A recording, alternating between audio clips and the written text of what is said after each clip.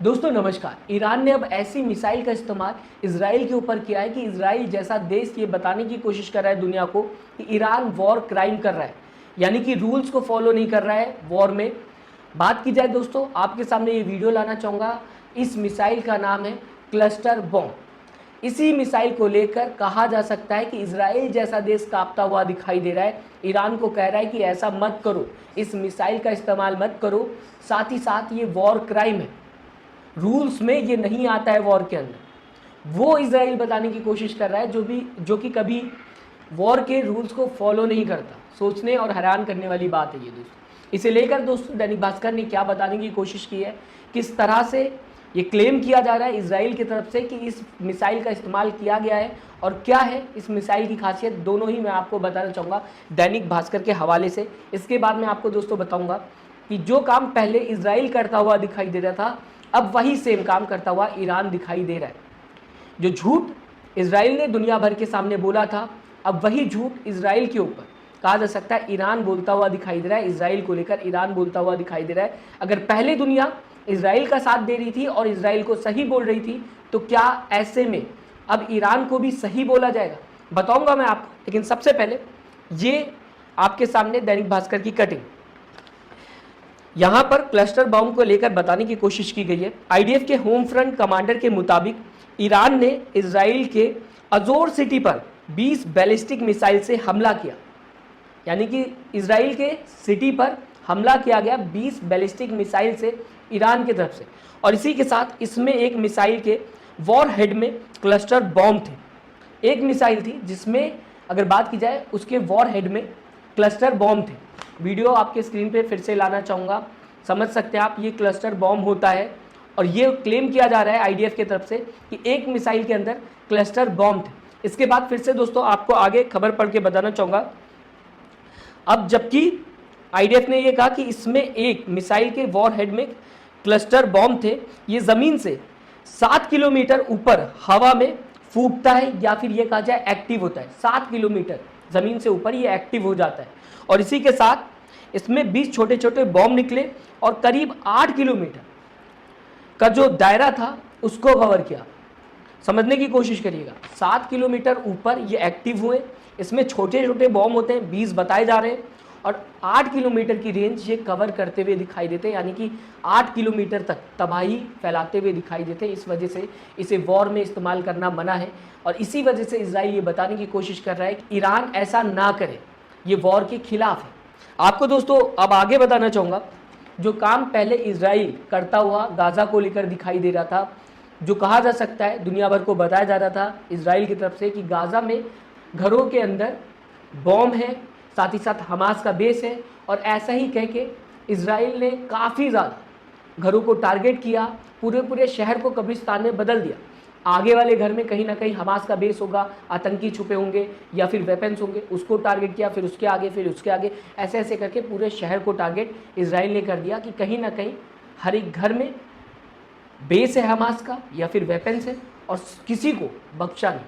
आज यही काम करता हुआ ईरान दिखाई दे रहा है इजराइल को लेकर। जबकि ईरान की तरफ से हमला हुआ तो ईरान ने बताने की कोशिश की कि हमने सिविलियंस के घर को टारगेट नहीं किया है, जिसकी वीडियो भी जारी की है ईरान। बताने की कोशिश की गई है कि यहाँ पर तो फाइटर जेट्स थे, इसी वजह से हमने हमला किया। और यही सेम बातें कहता हुआ एक वक्त था जब इजराइल गाज़ा को लेकर नज़र आ रहा था। हर एक घर पर इजराइल ने टारगेट किया था कि यहाँ पर हमास का बेस है, हमास के वेपन्स हैं, यहाँ पर हमास की आर्मी का सामान है, और कुछ ऐसे आतंकी हो सकते हैं जो इजराइल के खिलाफ षड्यंत्र रच रहे हैं। और ऐसा कह कहकर हर जगह टारगेट किया गया, और बाद में हर जगह से सिर्फ बच्चों की डेड बॉडीज़ निकल रही थी, या फिर महिलाओं की डेड बॉडीज़ निकल रही थी, या फिर ये कहा जाए सिविलियंस की डेड बॉडीज़ निकलते हुए नज़र आ रही थी। कि ज़्यादातर जगह पे हमास का बेस नहीं था, या फिर ये कहा जाए कुछ ही जगहों पर, जबकि सबको टारगेट किया गया। तो शायद हमास का बेस निकला कि नहीं निकला ये भी कंफर्म नहीं है। आपके सामने दोस्तों यही बात अब ईरान भी करता हुआ दिखाई दे रहा है।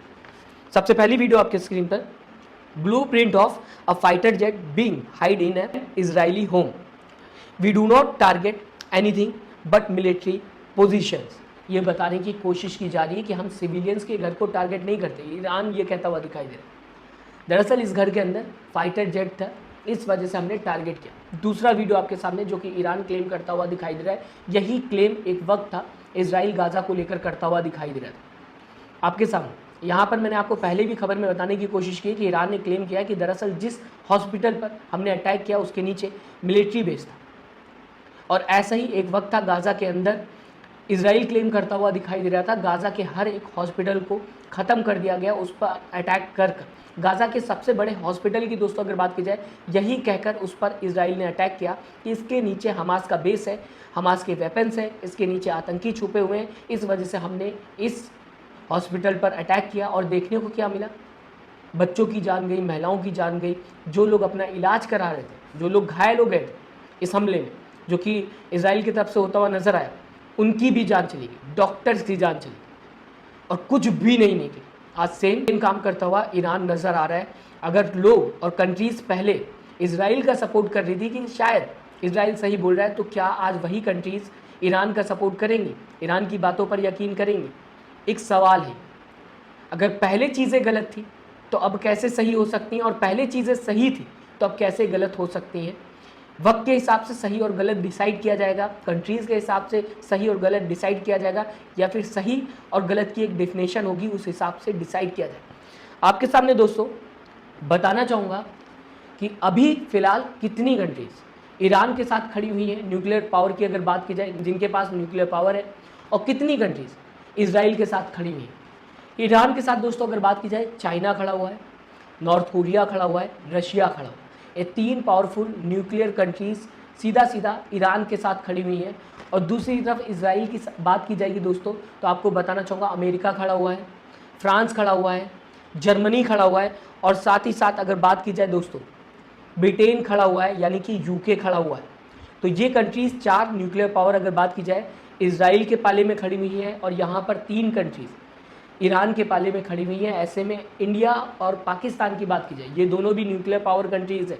ऐसे में इन दोनों ने अभी किसी का भी साइड नहीं लिया है, अभी फ़िलहाल दोस्तों रेस्ट पोजीशन पर हैं।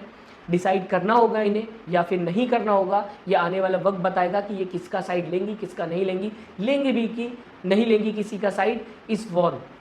तो फिलहाल आपको बताने की कोशिश की दोस्तों कि कैसे ईरान एक एक करके एडवांस मिसाइल्स का इस्तेमाल करता हुआ दिखाई दे रहा है, फिर चाहे पहले सिजील की बात की जाए या सिजील की बात की जाए मिसाइल की, और अब क्लस्टर बॉम्ब की बात की जाए, खबरों में सामने आता हुआ दिखाई दिया। आप इस खबर को किस तरह से देखते हैं, मैं चाहूँगा अपनी राय ज़रूर दीजिएगा। साथ ही साथ सब्सक्राइब और लाइक के बटन को दोस्तों दबाना मत भूलिएगा अगर आप यूट्यूब पर देख रहे हैं, और अगर आप फेसबुक पर देख रहे हैं तो पेज को फॉलो करना मत भूलिएगा दोस्तों। अपना ख्याल रखिए, नमस्कार।